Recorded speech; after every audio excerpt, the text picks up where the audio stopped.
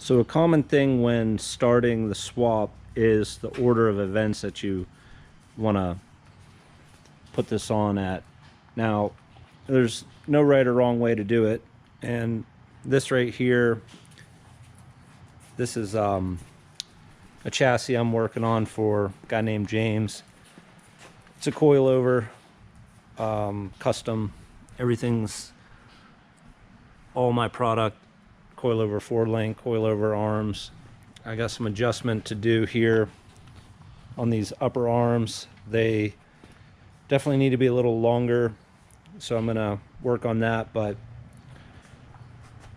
at any rate, we got a cab on here and the engine just for mock-up. Now the cab I didn't even really try to line up yet, but we're gonna work on that in another video. Going to show you front end alignment, core support, all of that. So right now I just want to show you this gap right here. We got this bolt back here. I didn't catch that, so I'm going to take that out. But once this is all set, and this LS engine's actually pushed forward in the mounts, so you can see right there it's all the way forward, so we can come back about an inch. So what we'll do, we're going to slide that back, and then the cab might still need adjusted, but you're going to be able to just get a finger right here between the passenger head and the firewall. That's a very common setup to get good wheel alignment. So when you're starting this, you know, per the other video with, you know, setting the cab mount, setting the frame level and all that stuff, you can start with the engine and transmission. And I just I'll show you in the transmission video where a good point to set that at. If let's say you have a 4L60, if you have a 4L80, it's going to change. 5-speed is going to change. So basically, you'll take your measurement off the back of your engine block to where the center of your engine is going to be. So you could set the engine, the transmission mount, do all your cab mount and everything, and then set the cab on and get this placement first and foremost. That's how I like to do it.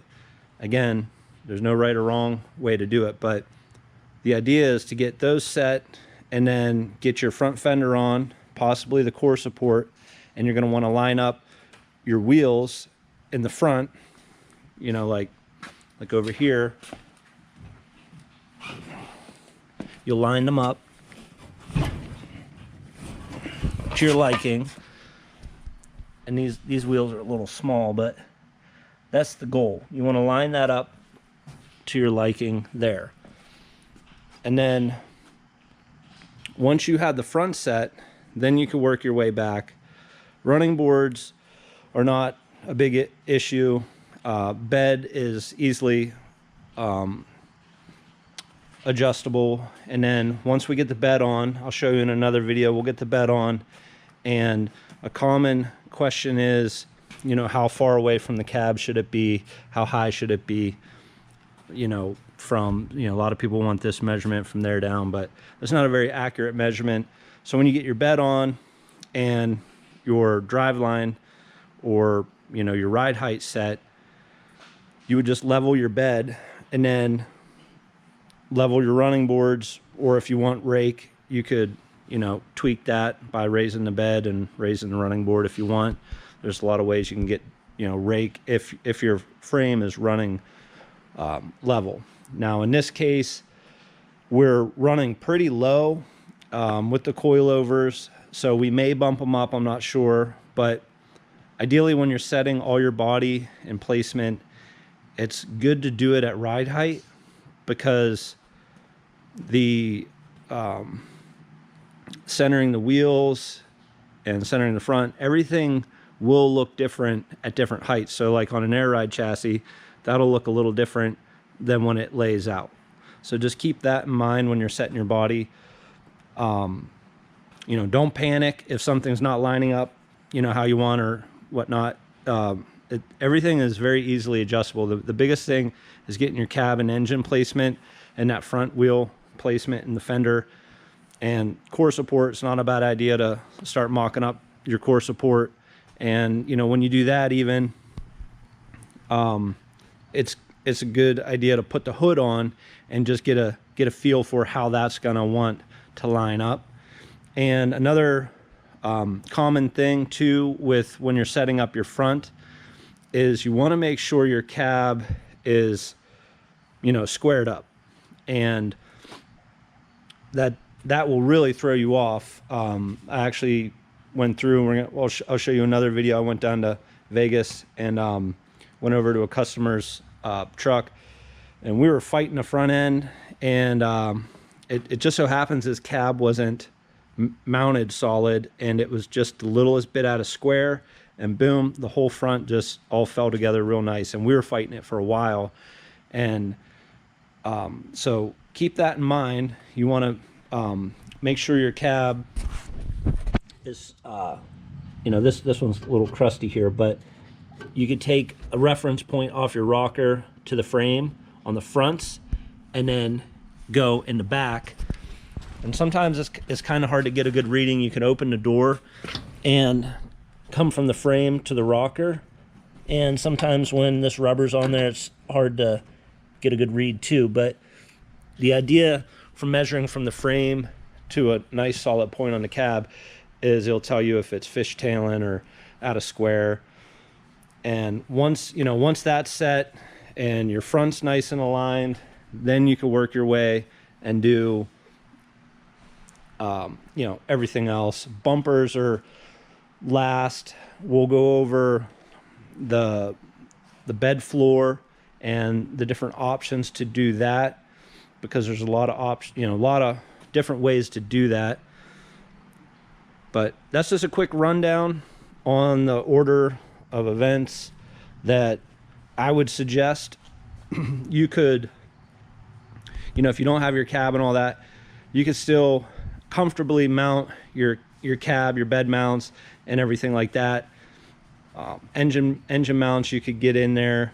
I'll show you the video. We had the engine in 3 minutes, so that went really fast. There's no transmission on it, but you know, even so, it's really no time at all to get the engine in there. But it really does help doing engine, cab, and then front end and working your way back. And there's going to be a lot of on and off in the build, and I tell people this all the time. It's not, don't get the idea that you're just gonna mount everything once. Clearly, like, this frame isn't coated, and if this was a build we were doing, we mock everything up, take everything off, you know, coat the frame, you know, redo the engine, put it in. So that's coming back off.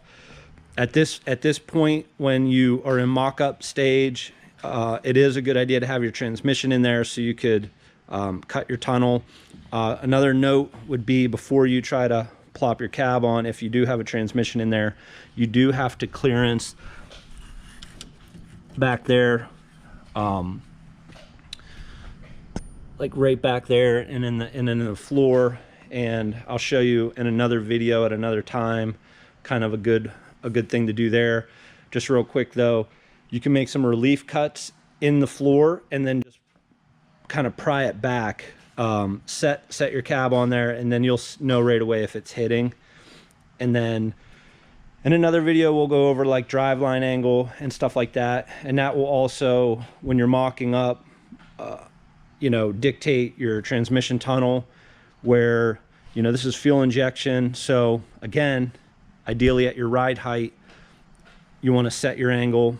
You know, if you have brand new springs up front or something like that, they do need to settle. So, you know, you could take that in consideration. But odds are, you have some worn in S10 springs, or, you know, these are brand new coilovers, are adjustable, or air ride is even better. But with fuel injection, 4 to 5 degrees back, I think is acceptable. You know, 3 degrees on carburetor.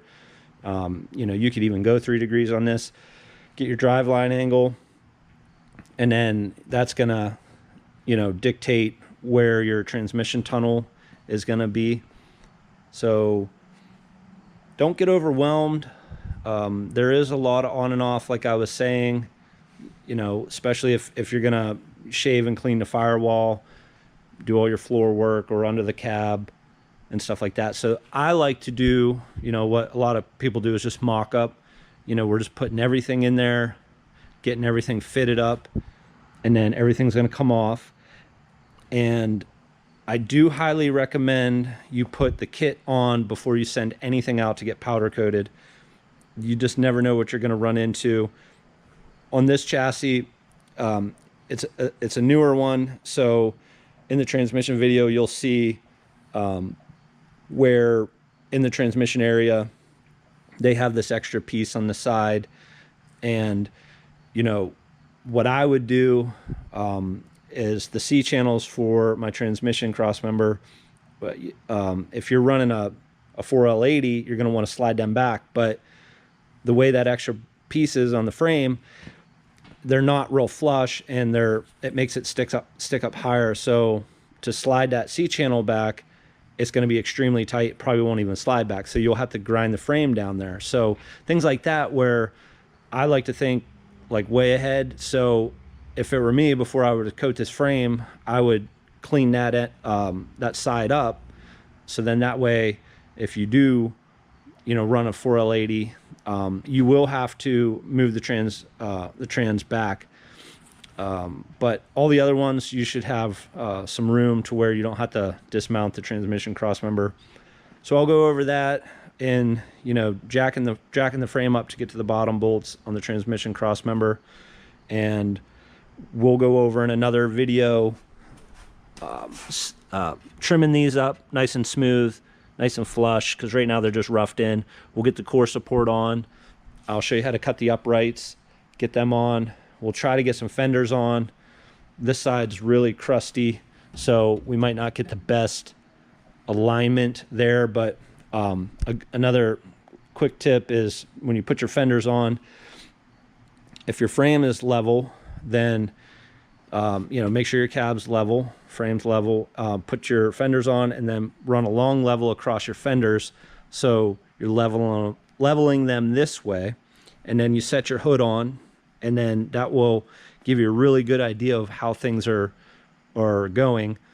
And then once, you know, you could even go as far as really tightening everything up and trying to get your hood to shut and everything. Patina is not as big a deal, but if with paint especially, you definitely will have to do all of that stuff. It's not a bad idea to, you know, get that all out of the way before you reassemble. But on something like patina, it's not as big a deal. You know, you could rough in your front end, and then when you go for final fitment, you know, sometimes the hood on these trucks just fight you to the end. You know, they'll stick up in the back here, or, you know, if you do have some hood shutting issues, which with my kit, I really do not get a lot of people asking me about that, which is nice. And I've not made any videos, and I haven't seen anyone do any videos on it. So the instructions they're doing their job, but odds are if your hood's not shutting, it's a core support height issue. So with my kit, it's super easy to either shim it or drill different holes to raise it up, or just raise it up. Mine go in 1-inch increments. So, you know, if that's too much, then you can just shim your bushing on your core support bracket. That will be right here. Inner fenders, I will go over those and hopefully do like a full install there for you, but I'll let you guys go. That's pretty much the basic rundown on setting this stuff up. You know, just get it at ride height the best you can, start putting everything together. And if you got any questions ever, always reach out, and we're going to try to do more and more of these videos. You know, another quick tip on your cab, the rocker, if you put a level in there on your rocker, that will tell you if your cab's level. But again, it's all going to be dictated on your suspension and stuff like that. So, you know, don't get too hung up on something. And if you got a question, you know, just reach out.